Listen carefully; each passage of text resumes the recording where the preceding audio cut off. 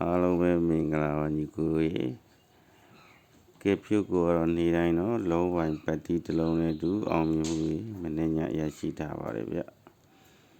ကဲ channel လေးကိုလည်း like and subscribe လေးလုပ်ထားပေးခဲ့ဖို့တောင်းဆိုပါတယ်နော်ဒီနေ့ကျွန်တော်မျိုးတို့ကိုရစီခြင်းလို့ free လာပြီးတော့တင်ပြပေးတာပဲဖြစ်ပါတယ်ဗျဝိုင်းချင်းကတော့83ဝိုင်းချင်းဒီကကစားရမှာဖြစ်ပါတယ်လုံးပိုင်းတစ်လုံးကတော့3တစ်လုံးပိုင်းရတယ်ပဲကောင်းနေပါတယ်ဗျာ83ဝန်းကျင်မှာ3တစ်လုံးကအားကောင်းနေပါတယ်နော်ဟုတ်ပြီဗျာကျွန်တော်တို့ဒီတရက်စာလုံးပိုင်း3လုံးကတော့6ခွန်3လုံးပိုင်း3လုံးပဲဖြစ်ပါတယ်နော်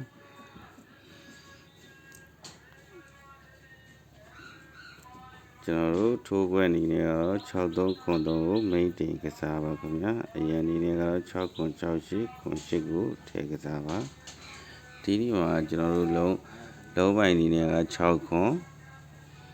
ဝမ်းချင်းအနေနဲ့က83ဝမ်းချင်းအဲ့လေးလုံးကိုကျွန်တော်တို့ပူးရွယ်ပြီးထိုးမယ်ဆိုလည်းရပါတယ်နော်တကွက်ကောင်းအနေနဲ့ကတော့ကျွန်တော်63ကိုကြိုက်ပါတယ်ကိုဗရိတ်63ကိုကြိုက်ပါတယ်ခင်ဗျအကဲအားလုံးပဲရကြမယ်လို့ထင်ပါတယ်နော်အဲ့ဒါဆိုရင်ကျွန်တော်ရဲ့မျိုးလေး comment လေးမှာတစ်ခုခုလေးရေးထားပေးခဲ့ကြပါခင်ဗျာအားလုံးကျေးဇူးတင်ပါတယ်ခင်ဗျ